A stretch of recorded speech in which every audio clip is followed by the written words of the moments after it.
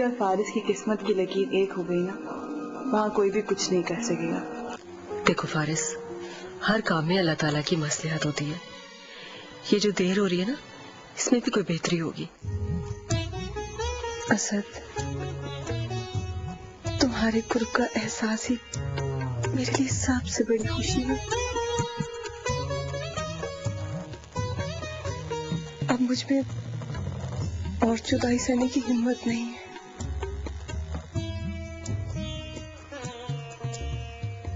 अब ये साथ उसी वक्त छूटेगा जब इन हाथों में दम नहीं रहेगा। खुदा तुम्हें हमेशा हमेशा सलामत रखे। और एक बात पूछनी थी तुमसे, क्या मैं अपनी बेटी से मिल सकता हूँ? नहीं, क्योंकि हमारी बेटी को यही पता है कि उसके पापा मुल्क से बाहर गए हुए हैं। जब तक हम अपने लिए कुछ बना नहीं लेते तब तक सॉरी। अच्छा, मुझे दिखाओ तो सही ना कि तुम मेरे लिए क्या क्या लेकर आए हो।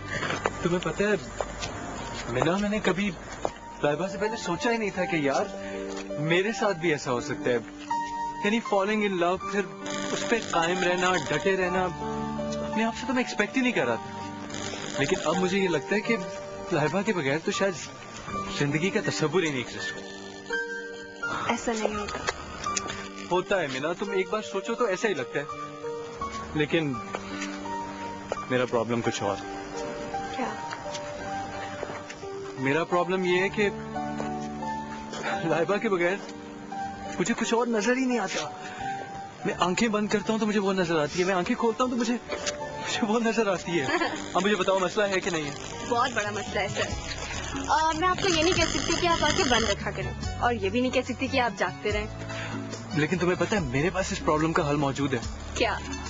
वो ये है कि अगर मेरी लाइबा से शादी हो जाए तो वो घर आ जाएगी और यू नो। या राइट। Well what? नथिंग। भाभी को तो सब कुछ वैसे ही पता है, लेकिन अगर तुम्हारे लिए मैं स्पेशल रिक्वेस्ट कर सकती हूँ। वाकई? कब करोगी? कल। आज क्यों नहीं? क्योंकि अभी भाभी सो रही होंगी और वैसे भी कल फ्रेश होंगी तो बात भी अच्छी हो जाएगी। वैसे यू नो व्हाट, तुम हंसते हुए बहुत प्यारी लगती हो। स्टॉप बटरिंग, तुम्हारा काम हो जाएगा। लेकिन हंसती रहा करो। जिमरान, फारिस आज फिर से लाइबा से शादी की बात कर रहा था। आपने बताया नहीं उसे कि मुझे इसमें कोई एतराज नहीं, मैं तो खुद ही चाहता हूँ। बस ये है कि असद से दो टोक बात करनी होगी और हादिया को भी एतमाद में लेना होगा, क्योंकि मुझे उनका घर बहुत अजीज है और उनके बच्चों का मुस्तकबिल भी। जिमरान, आप तो जानते हैं आजकल की नौजवान नस्ल कैसी है। खुद फैसला करके समझते हैं कि वो ठीक है, वो किसी की कहाँ सुनते हैं। फलक, मुझे फारिस के फैसले का एहसास है और मेरा ख्याल है असद को भी अब एहसास करना होगा।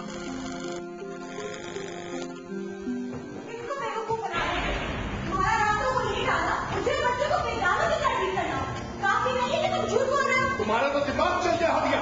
दिमाग तेरा नहीं, तुम्हारा चल गया। तुम्हें अच्छी और बुरे की सब तमीज भूल गई है। तुम्हारी जैसी औरतों के पास कौन बैठे जो हर वक्त नहीं रोना रहती है? मेरी जिंदगी में अगर कोई रोना है तो वो तुम्हारी वजह से। तुमने मुझे दिया है क्या आखिर, दुख और बेइज्जती के अलावा? अगर तुम्हें इन सब चीजों से छुटकारा चाहिए ना तो उसका बंदोबस्त भी है मेरे पास। छोड़ना चाहते हो ना तुम मुझे, तो छोड़ दो। यही ऑप्शन रह गया तुम्हारे पास। मैं भी देख लूं तुम किस कदर गिर सकते हो। हादिया,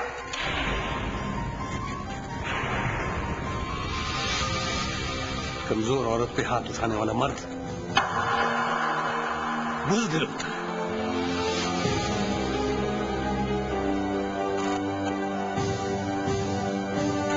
क्या बताने चले थे?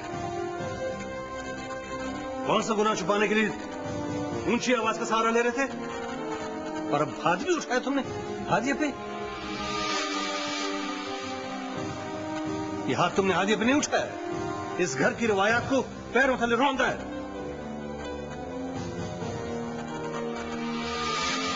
हादिया तुम्हारी बीवी बाद में और इस घर की बेटी और इज्जत पहले है, समझे तुम?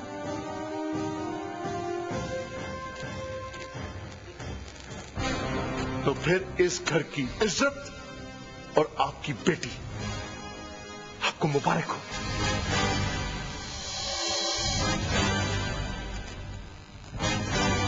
आज के बाद मेरा कोई ताल्लुक नहीं है इससे,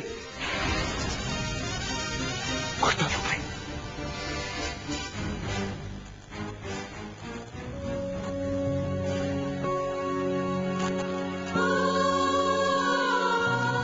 तुम्हारी कैसी औरतों के पास कौन बैठे जो हर वक्त पड़ेगा?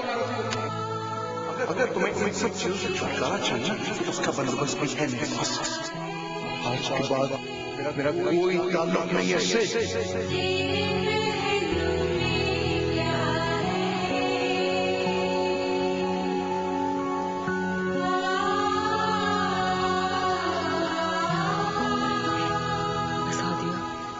हौसला करो, उस वक्त गुस्से में है ना, थोड़ी देर में ठीक हो जाएगा।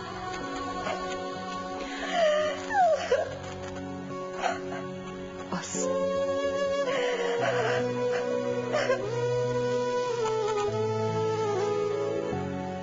भाभी, मैं आपको कहती थी ना, उसकी जिंदगी में कोई और औरत आ गई है। नहीं हादिया, ऐसा नहीं है। उसने आज तक मुझसे ऐसे बात नहीं की, चाहे वो जितना बुरा हो, उसने मुझसे ऐसे कभी बात नहीं की। अपने बच्चों को क्या जवाब दूंगी, क्या बताऊंगी उनको मैं?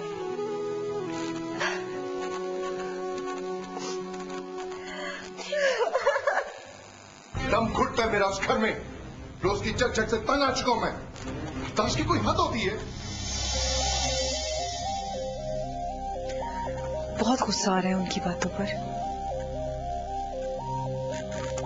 लेकिन ये जो उनका गुस्सा है ना, ये वहीं छोड़कर आया करे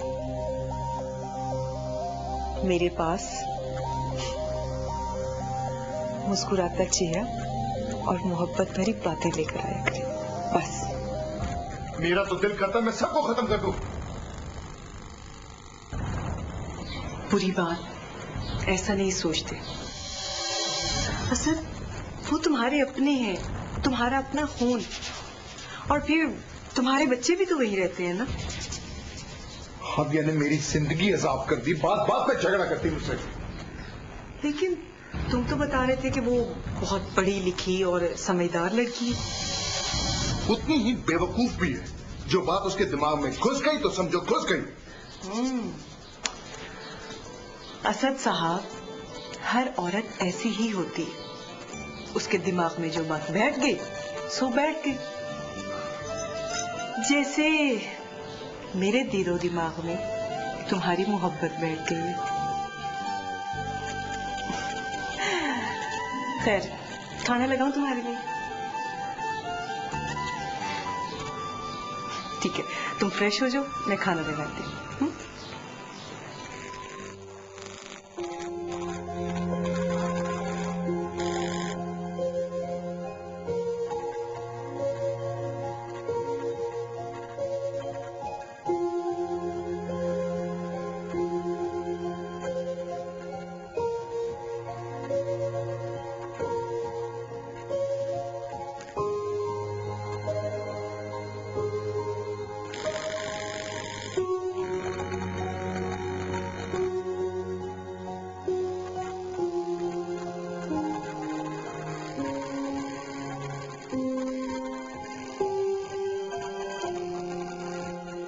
लगता है कि तुम मुझसे कुछ कहना चाहते हो।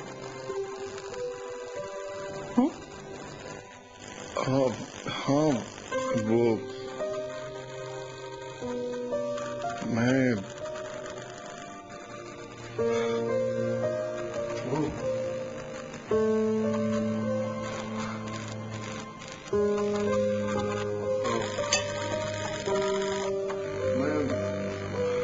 उस घर और उस घर में रहने वालों से मैं फेड अप हो चुका हूं। मुझे आगे की कोई परवाह नहीं। वैसे भी उसकी और मेरी जिंदगी कौन सी अच्छी गुजरती है।